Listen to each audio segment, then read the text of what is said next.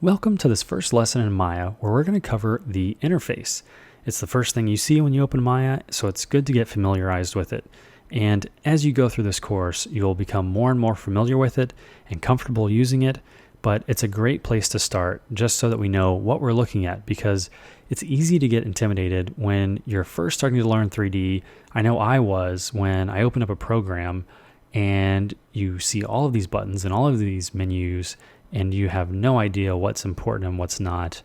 And it just looks like some crazy alien interface, and where do you even begin with that? So that's why I have this lesson. You can refer back to it, but it's also just kind of to ease your fears, right? Like, you're not going to need to learn every single little button and menu option here to be successful in Maya and use it. I'm going to show you the things that we use the most, and in this interface, I'm going to show you kind of how to visually categorize these things so you can kind of know, okay, I'm probably not going to use this, so visually I don't need to worry about kind of that chaos of all these buttons up here. So let's just kind of take an overall look at this. Normally when you open up Maya, you're going to get some type of a view like this. And you can see down here that it says PERSP. And that tells us the camera view that we're viewing in the viewport. And that's what this middle section is here. This is called the viewport. And you can see the axes down here on the lower left. So you can see Y is up and Z is kind of to the left. And so this is where we're going to see everything that's happening in our scene. And down here we have a timeline for when we start animating. We can scrub this. We can play it over here. We can set it to loop back several times by clicking that. We can turn on auto key, turn that off, change the frame range, all of these things. But typically when I'm using this, I use it just like this. I scrub, I look, and then I can change frame range, clicking and dragging that, or typing in numbers here. And these two numbers actually just mean the kind of in and out points of what we're looking at versus the whole scene, right? So you can see we can kind of adjust this and slide this around, but it doesn't change the first number. And that's why that's kind of the absolute values of the in and out of the scene. But we can temporarily change that kind of scale so we can see, a smaller scale of the timeline. So it's easier to scrub a smaller section if it's a very big shot or something like that. And if you double click it, it will jump out to the whole thing and maximize to the entire length of the frame range that you've set.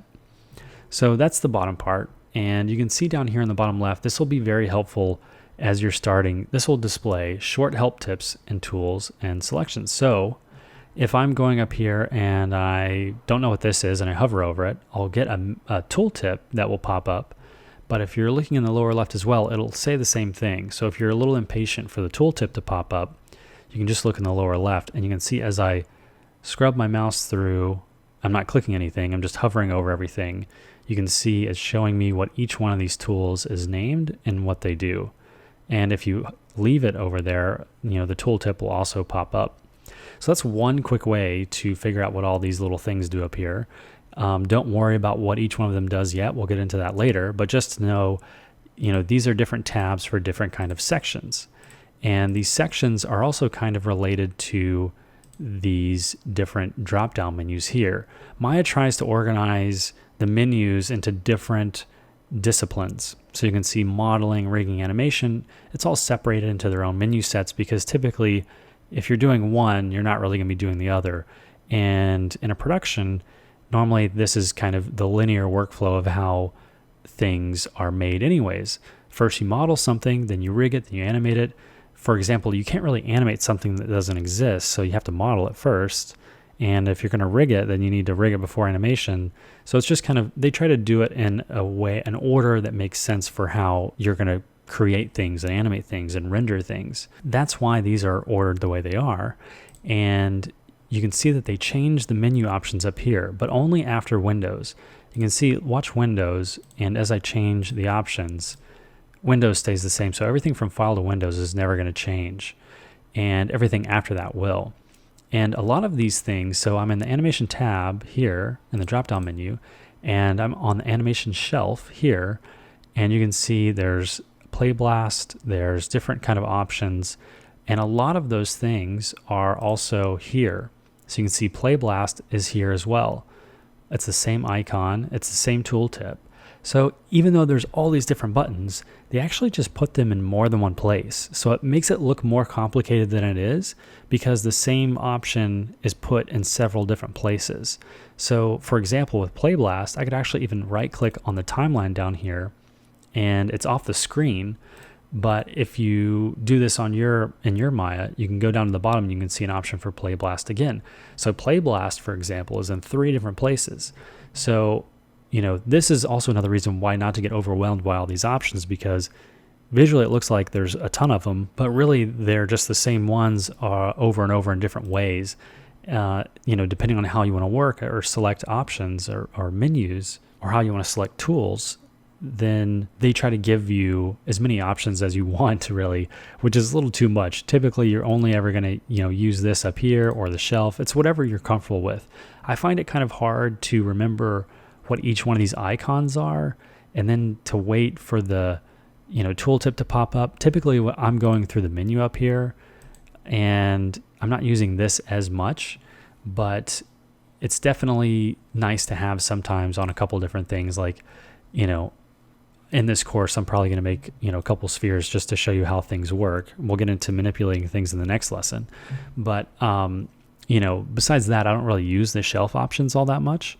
So now that we have this kind of shelf option and some of these menu things covered, let's look at what's in between them. We kind of see this, drop-down menu that we talked about. But then there's all these buttons up here. And they all do different types of things that we're going to get into a lot later. So for right now, just know that you don't really have to worry about any of these things, and we'll slowly cover these later. These aren't super important in getting started, so we're just going to skip them now for the interface. Don't worry about these. So the next kind of thing we want to look at are these different windows as well. So we have, a blank window here, we have blank window here, they have their own little tabs here, and then there's these tabs on the side. So again, it seems like there's a ton of options, but it's really not. So for example, with this tab, this can actually be, closed down by clicking it or double clicking it to open it back up. But if you noticed here, this little button gets highlighted and unhighlighted as we're clicking it. So it's the same thing like we were talking about earlier with the Play Blast. It's just a different way to select kind of menu options here. So you can do it from up here, or you can do it from this tab. So you can see the modeling toolkit, we can go back to the attributes, or we could select over here. So why this is significant is because if I create a sphere, this is going to tell me the name. It's going to tell me where it is in space. Is it on? Is it visible? And the history of the object and any inputs there are. So I can see what the inputs are. So this is kind of a quick way to see what's the status of this object, where it is. If I go to the attribute editor, I can kind of see this information displayed a little bit differently. So I can see, translate is all 0. If we go back to the channel box, we can see that's shown here as well. It's just the same thing shown twice, like we were talking about earlier. So I want to help simplify this stuff in your mind so you don't feel like that, this is something different than this. It's not. It's the same thing. It's just in a different place. So just to kind of emphasize this again, I wanted to show you something that I use quite a bit. If you hold down spacebar, you will get the hotbox menu, what Maya calls the hotbox menu. And I'm holding down spacebar, and I have all of the menu options available to me. You might be able to tell that it's ordered the same exact way that the tabs over here are ordered. So modeling, you can see mesh, edit mesh, mesh tools, and so on and so on. You can see rigging, animation, effects, and rendering. And that's the exact same way this is laid out over here. So it's just a quicker way to get to all of these menus is by holding down spacebar. And I use that quite a bit. It took me a couple years to get used to it and actually use it, because I think it does take a little familiarity with Maya to feel comfortable with this. But the sooner you use this, the quicker you'll be in Maya. And I would highly encourage you to use this instead of having to hunt around for stuff up here and changing menus. You can get to everything right here by holding down spacebar. So that's a pretty useful tip that I think will be useful even more later. Now that we know what the channel box is and the difference with the attribute editor, Let's jump over to this section. We can see the viewport has its own options. And if you hover over each one of these objects, you'll also get the tooltip. And so I won't go over each one of these because, to be honest, they're not very helpful as a beginner starting out. These aren't really that important. But I did want to talk about the different views in Maya. So if I don't hold down spacebar and I just tap it, you can see I get multiple views. And typically what you'll see, just click this over here, is something like this when you're just starting out in Maya. So if I hit spacebar again with my mouse just hovering over a different window, I'm not clicking anything with my mouse, I can jump into those views. And you can see what the views are by the camera name: top Y, front Z, side X, perspective. And so we can jump between different perspective views. If we need to see something top down and modeling, we can do that. So that's one quick way to divide up the screen as well. So if we wanted to divide up the screen in a different way, we can go to panels, layouts, and we can say 2 panes side by side. And that's what I had earlier that you saw, because this is the way I like to animate sometimes. So I can get back to the perspective view just by hitting spacebar. And these kind of buttons over here are just kind of like shortcuts to these different modes as well. Instead of hitting spacebar, you can kind of jump through. And one of the last things I want to talk about is the outliner. And the outliner you're going to have open and spend a lot of time in because it's basically a table of contents of what's in your scene. You can see that we have these different cameras that we saw earlier when we were in the kind of 4-view setup. And they're all gray because they're hidden. We can't actually see them in the interface. So we can see the P-Sphere 1. And that's one way that we can select this object, or we can select it just by clicking it, left mouse clicking.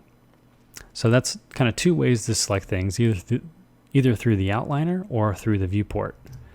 So that is a quick rundown on the interface. I hope it got you a little more familiarized with what you're looking at when you open up Maya. It's not as intimidating as it seems.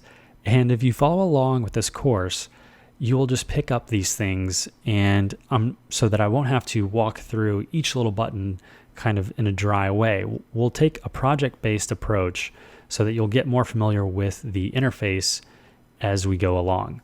So thanks for watching, and I'll see you in the next lesson where we will briefly cover manipulators and how to move stuff around in Maya. Thanks for watching.